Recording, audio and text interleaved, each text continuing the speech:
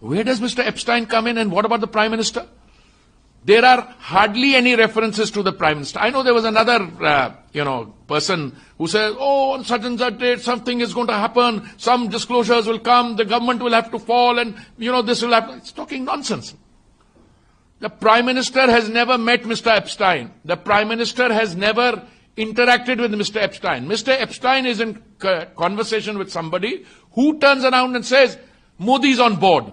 So Epstein tells Steve Bannon, Modi's on board. Did you ask Mr. Modi? The visit to Israel is the one thing they're talking about, I think it's 2017. And the MEA has issued a clear-cut statement trashing what is in the Epstein file. Okay, now the Prime Minister has nothing to do with it.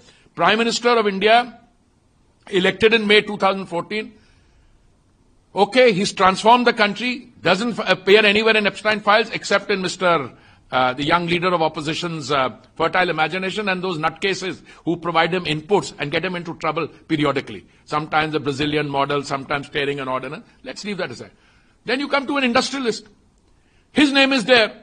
And why has he not been arrested? That man is under investigation for acts of omission or commission committed in India. What have the Epstein files which are there got to do with it? If there's some references, let that man deal with it. Why are you bringing it up in Parliament? All right, you do that. I'm not defending. Bring up my name. When it was Samvidhan Divas, I think 26 November, he walked up to me and winked.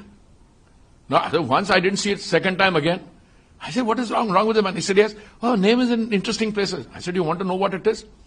I had sent him a note clarifying that between 2008 when I went to 2009, when I went to New York, and 2017, I met Epstein a total of 4 times.